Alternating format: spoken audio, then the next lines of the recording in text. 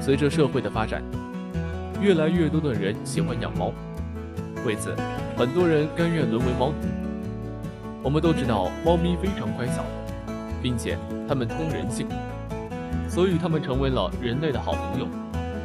有时候，我们也会因为它们善良而感动。这只小猞猁失去了父母，刚出生的小家伙成为了一个孤儿。因为刚出生的小猞猁需要哺育，人们将它救下后就带来给母猫喂养。毕竟不是自己的孩子，本以为母猫会嫌弃它，可没想到母猫见到它非但没有嫌弃，还把它搂到自己的怀里，给它梳理毛发、清理身体，像一位母亲对自己孩子那样对它进行爱抚。可能因为害怕的缘故，从救下它以后，这只小猞猁一直不停地叫着。可能人们把它交给母猫后，或许是感受到了温暖，它居然奇迹般的不笑了。没过多久，它就在母猫怀里睡着了。这只母猫刚生产不久，它的孩子都被人领养了。孩子们都离开自己以后，它非常伤心。所以当人们把这只小猞猁带到它面前的时候，它就把这个可怜的小家伙当成了自己的孩子，并对它进行喂养。从这以后，猫咪当起了小猞猁的妈妈，每天帮它舔毛，对它进行哺育。小猞猁也把猫咪当成了自己的妈妈，它会自己在猫咪身上找奶喝，会爬在猫咪身上玩耍，猫咪也不会生气，任由它胡闹着。每次小猞猁玩累以后，它都会自己爬到猫咪怀里睡觉。因为之前孩子都被送走了，导致猫妈妈留下了心理阴影。每次小猞猁睡觉时，猫咪会把它紧紧地搂在怀里，生怕别人把小猞猁带走。小猞猁在猫咪的喂养下健康地长大了。虽然是两个不同物种，但它们每天形影不离。再加上它们都属于猫科动物，所以在交流和沟通上没有太大的障碍。经过这么长时间的相处，猫咪和猞猁有了非常深厚的感情。它们像一对普通的母女那样，每天在一起打闹玩耍，相处得非常融洽。但终究它们是要分离的。小猞猁一天天长大，它的体积都比猫咪大了许多，已经不需要猫咪喂养了。而且猞猁是保护动物，人们怕它活不下来，才将它交给猫咪喂养。分离的日子总是很快。这天，动物管理员的人来到家里，他们要把猞猁带到动物园里。猞猁不肯离开它的猫妈妈，在工作人员手里挣扎了许久，但最后还是被带走了。猫咪只能无奈地看着猞猁被带走，它又失去了一个孩子。失去孩子的猫咪整天郁郁寡欢。主人看到猫咪非常不忍，于是联系到动物管理员的人，将猫咪带到这只猞猁所在的动物园。时隔多年后，小猫咪和小猞猁终于重逢了。他们看到彼此非常开心。小猞猁像当初那样，让猫咪给它梳理毛发，但它的体积早已比猫咪大上了许多。它把自己的猫妈妈搂在怀里，像当初猫咪保护它那样。看到这一幕，主人和工作人员非常欣慰。从这以后，主人经常带着猫咪来到动物园看望猞猁，每次见面他们都很开心。猫咪不再郁郁寡欢，终于开心起来了。母爱是这个世界上最真挚的感情，然而不仅仅只有人类才拥有这些打动人心的感情，不少动物也同样有这样的感情。有时候，它不只以血缘关系维系才能存在，不同物种之间存在的亲情也同样让人泪目。这天，一名动物园工作人员意外捡到了3只流浪的小猫咪。这3只流浪猫看起来只有几个月大，还正处在哺育期，没有断奶。因担心它们无法独立生存，便决定给小猫咪们寻找一位正在哺育期的猫科动物，作为它们的临时妈妈。这时，工作人员看中动物园中的一只猞猁，动物园决定让猞猁来抚养3只流浪猫。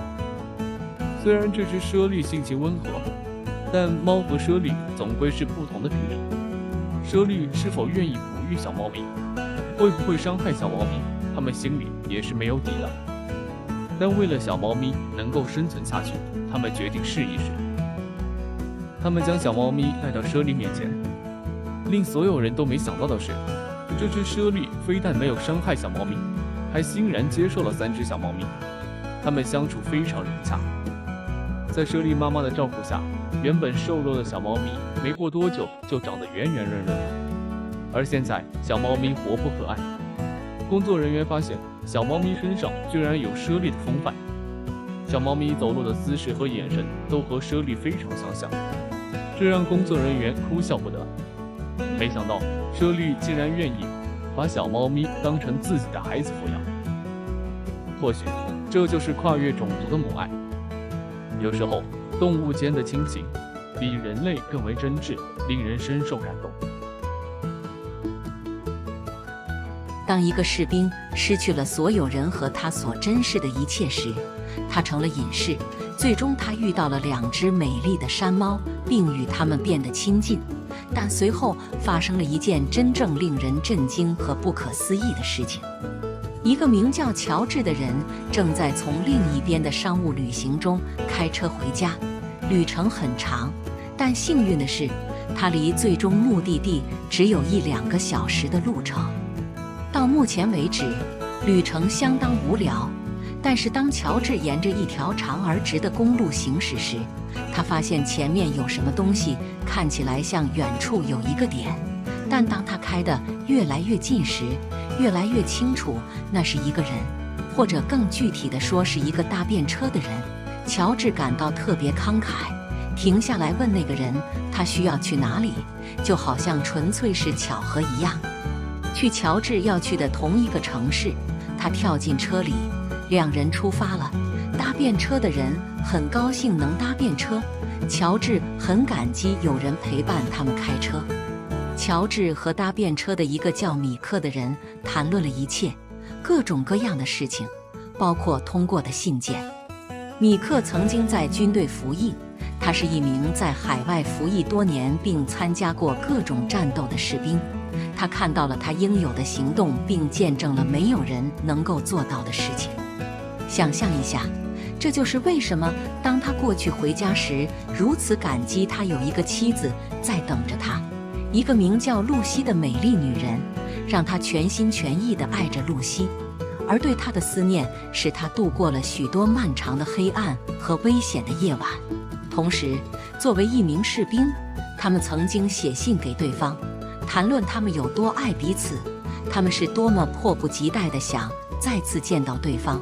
但多年来，露西的信越来越少，信的内容也越来越少，越来越不浪漫。尽管他终于得到消息说露西已经和他离婚并嫁给了他的一个朋友，米克起初不相信，他尽快回家，直到他看到露西和他的朋友在一起时，才意识到对他来说变得真实，他不能太疯狂。虽然他们在世界的另一边过着不同的生活，很难嫁给一个经常在海外服役的士兵，退出军队。米克试图找到一些东西来填补空虚，被露西留下。他去了世界各地，在石油钻井平台和几艘船上工作，甚至在各种建筑工地上找到了工作，但没有什么能让他感觉更好。多年来，米克的头发变长变灰，胡子变得凌乱，蓬头垢面，他几乎面目全非。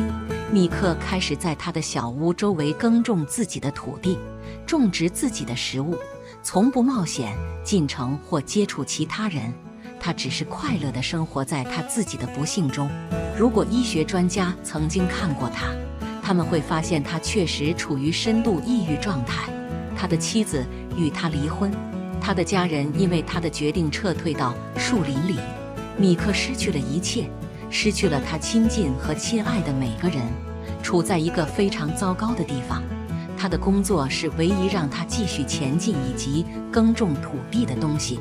他最终成为附近森林的猎场管理员，这份工作适合他，他可以保持隐居，远离人群，同时在大自然中享受当地的野生动物。同时，他感到沮丧，觉得整个世界都背弃了他。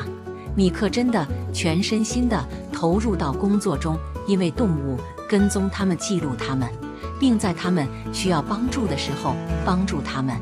有一天，虽然在森林里时，米克听到一种奇怪的声音，他不知道那是什么，但他确信他在米克之前从未听过。出发去寻找源头，发现他在离他几英尺远，这是一只山猫。它被困在一个残忍的装置里，它的腿明显断了。这只动物非常痛苦。就在他正要跑过去帮助它时，发现某人的时候，从树上朝山猫走来。一个拿着枪的人走到这只动物身边，在米克甚至说不之前，迅速把它从痛苦中解救出来。然后那个人打开了陷阱，拿起尸体走开了。米克甚至连眼睛都没眨一下，心烦意乱，但他对此无能为力。在那些树林里没有禁止狩猎，他正要转身走回他的小屋，这时他听到一声细小的响声。他低头看到2只小山猫幼崽，显然是可怜的不幸的山猫刚刚被杀，它们看起来又饿又瘦，所以米克不得不做出选择。他要么帮助小熊队并为他们提供他们需要的东西，要么让他们在野外自生自灭。米克知道他有什么为此，他把他们抱起来，轻轻地带回他的小屋，在那里喂他们，给他们喝水和牛奶。事实证明，在接下来的几周里，他非常善于照顾林克的幼崽。他照顾他们，当他们在他的院子里奔跑玩耍时，他确信他们长得又大又强。他会让他们蜷缩在他小屋的火炉前睡觉，他们不知不觉地成了他的宠物。如果米克对自己诚实的话，他真的很喜欢他们的公司。相当奇怪，对于一个假定的隐士米克来说，他甚至会在森林里遛山猫，看着它们四处奔跑。他每天都这样做几个月，最终那几个月变成了几年，散步成为他们日常生活的一部分。米克感觉稍微好一点，但他仍然远非他过去的那个人。但是在一个决定性的日子里，他的生活永远改变了。这一切都归功于山猫。这一天像其他任何一天一样开始，米克和猫们快乐地走着，但是然后不知从哪里冒出几只狼扑向他们。它们体格强壮，显然非常饥饿。他们一定一直在追踪米克和他的山猫，现在是他们采取行动的时候了。离开米克，几乎没有错过他，吓坏了他，接管了他。他相信这对他来说是末日，他无法抵御这群动物。但突然间猛扑并开始恶毒反击，他们潜入攻击动物并释放地狱，不仅为他们的生命，而且为他们的生命而战，为了保护米克。这场战斗是残酷而残酷的，但最终攻击者逃跑了。被击败的米克欣喜若狂，但就在那时，他注意到他的2只山猫的状态，它们浑身是血，伤痕累累，痛苦不堪，都一瘸一拐地向他哀嚎。在倒在他脚下之前，安静地跪下，告诉他们一切都会好起来的。他感到泪水涌上眼眶，并悄悄告诉他们他是多么关心他们。在他们慢慢停止呼吸并睡去之前，他们已经献出了生命来拯救米克。为此，他将永远感激埋葬勇敢的林克，改变一些东西，让他感激他们如何挽救了他的生命。他每天都会想念他们的公司，但他们的死带来了一些美好的东西。米克意识到生命真的很短暂，并且他作为一个隐士而把它扔掉了。也许是他在回避他不认识的人，但米克确实知道他必须做出补偿，所以他出发回到他的家乡村庄搭便车。一路上，米克结束了他的故事。他注意到乔治在开车时专心地听着。这个人当然没想到，当他在路边接搭便车的人时，会听到如此引人入胜的故事。但现在，乔治很高兴，他现在成为米克故事的一小部分，帮助他让生活重回正轨，并采取措施恢复他失去的大部分东西。所以现在该结束了。你怎么看待这个令人难以置信和令人心碎的故事？你会关心可怜的林克吗？